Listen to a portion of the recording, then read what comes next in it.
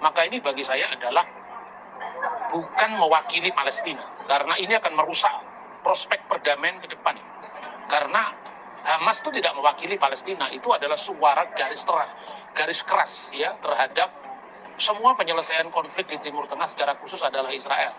Dan Hamas kan tidak mengakui eksistensi negara Israel, dan ini akan menyulitkan dalam perundingan. Ya, shalom bagi kita semua dimanapun kita berada saat ini, kiranya kita semua tetap berada dalam keadaan sehat dan apapun yang merupakan aktivitas kita sepanjang hari ini, kiranya Tuhan Yesus memberkati.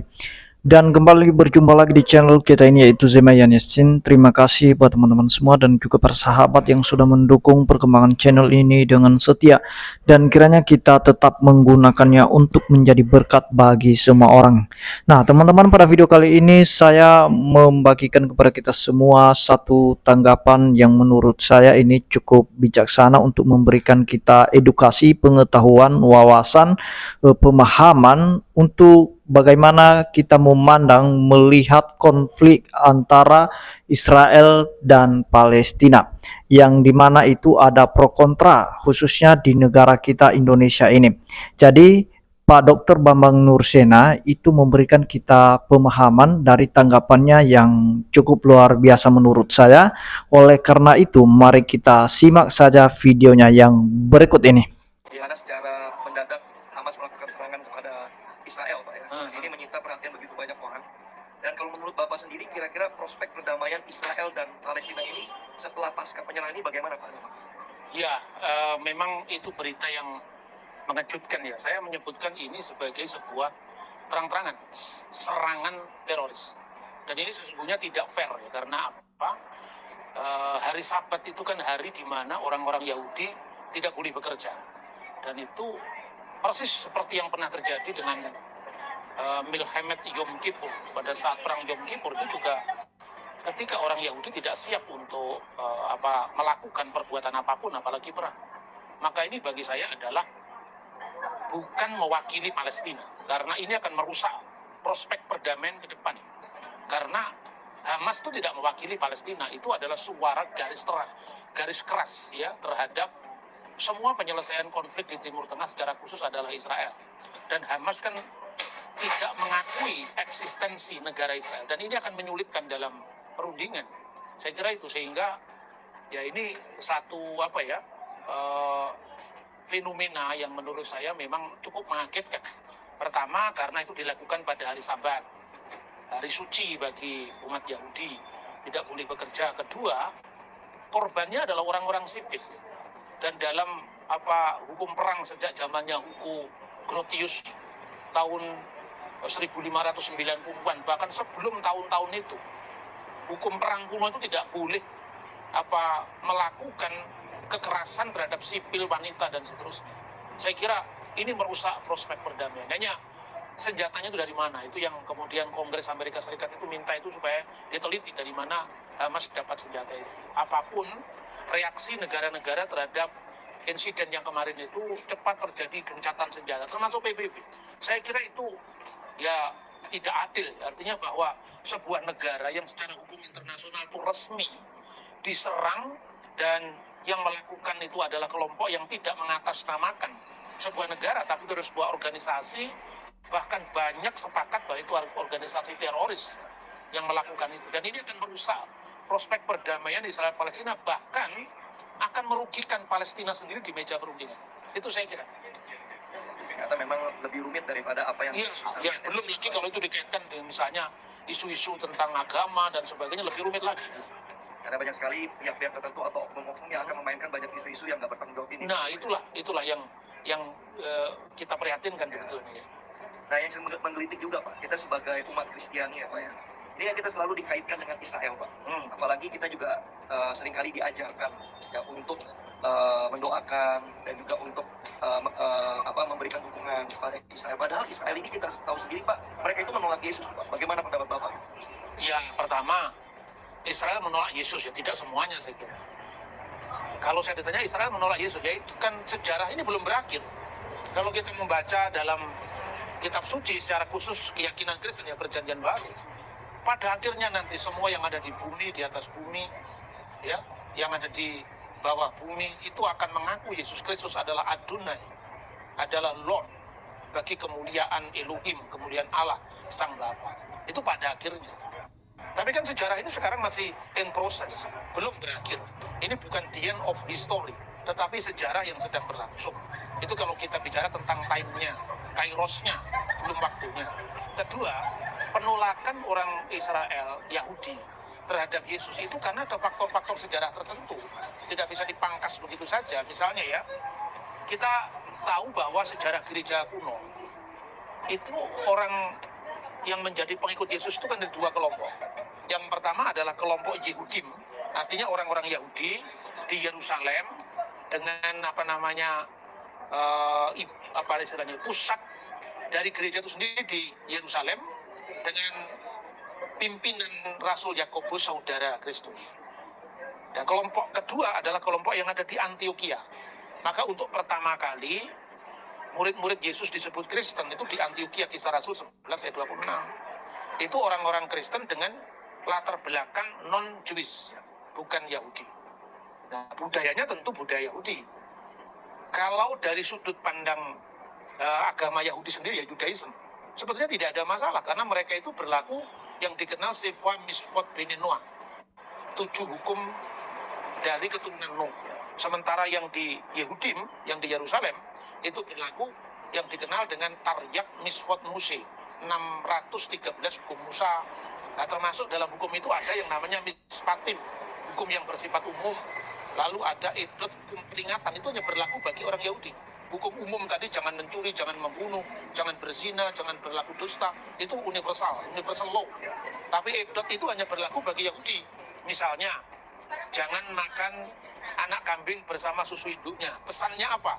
Supaya orang Yahudi tidak sama dengan bangsa Kanaan yang memuja Dewi Kesuburan, yang saat itu dilambangkan dengan anak kambing bersama susu induknya. Jangan makan daging disendi pangkal paha untuk memperingati kegigihan perjuangan nenek moyang Yahudi, yaitu Yakub.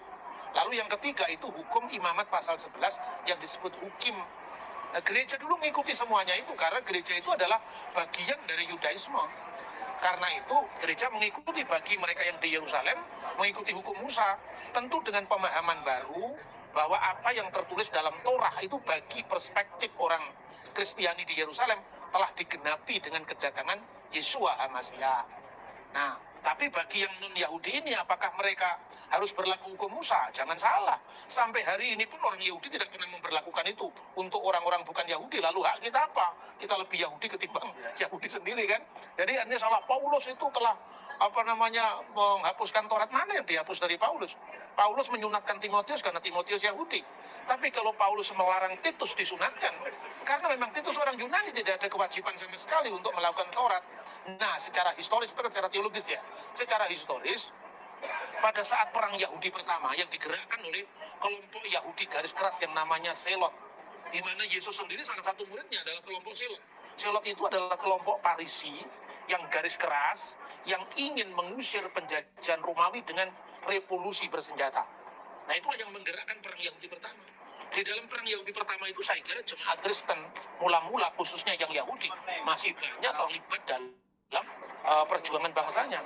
Tapi ketika kemudian Bait Allah itu hancur tahun 70 Masehi, ya, Jenderal Titus meratakan Yerusalem menjadi reruntuhan, maka kemudian orang Kristen akhirnya mengalami hal yang sama yang dialami oleh saudara-saudara mereka Yahudi yang berlatar belakang Yahudi ini.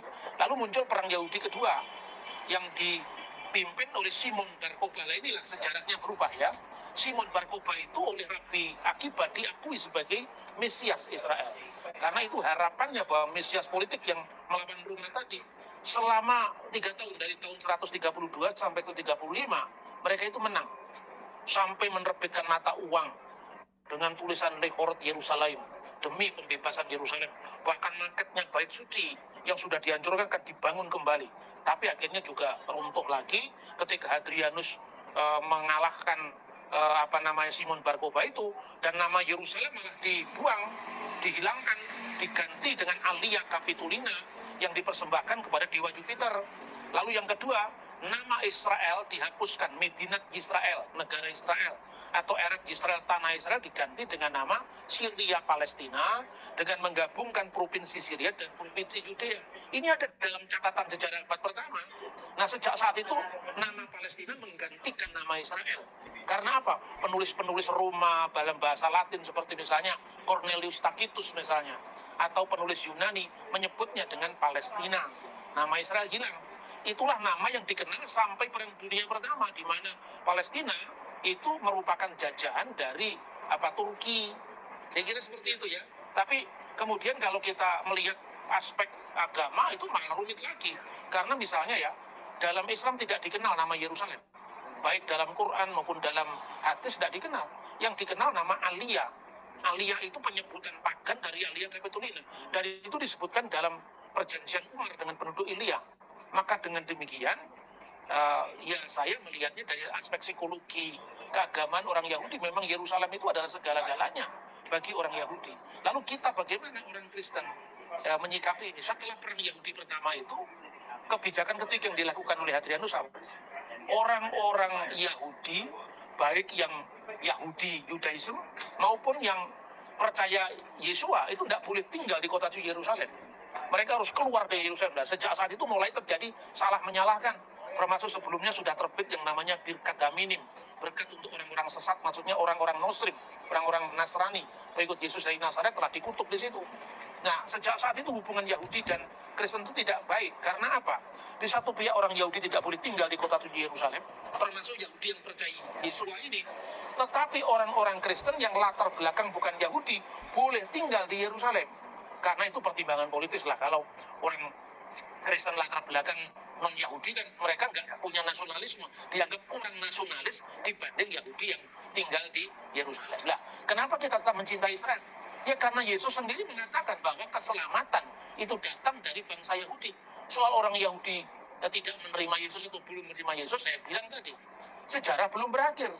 Ya sejarah masih dalam proses pengenalan. Itu saya kira. Ya, menarik sekali ya Pak ya. Nah, jadi itu dia videonya teman-teman, atau tanggapan dari Pak Dr. Bambang Nursena. Dia memberikan pemahaman bagi kita supaya kita jangan salah paham terkait konflik Israel dan Palestina. Jadi yang artinya bahwa ketika Hamas melakukan penyerangan secara tiba-tiba di wilayah Israel dan itu sudah dianggap sebagai tindakan teroris atau dinilai sebagai tindakan teroris karena mereka tidak pakai aturan secara tiba-tiba. Dan pernah terjadi hal yang sama di beberapa peristiwa peperangan, khususnya Amerika dan Jepang, ketika mereka menyerang secara tiba-tiba wilayah Amerika, dan itulah sebabnya Amerika ngamuk dan menjatuhkan bom atom di daerah Hiroshima dan Nagasaki. Nah, jadi teman-teman, untung saja bangsa Israel tidak main nuklir ya, sekalipun memang mengecewakan apa yang dilakukan oleh Hamas, dan itu sangat brutal sekali karena sasaran mereka itu merupakan warga sipil. Jadi mari kita belajar dari apa yang disampaikan oleh Pak Bambang Nursena. Doa kita ya supaya Israel dan Palestina ini cepat berdamai, supaya jangan ada lagi korban jiwa, khususnya warga sipil.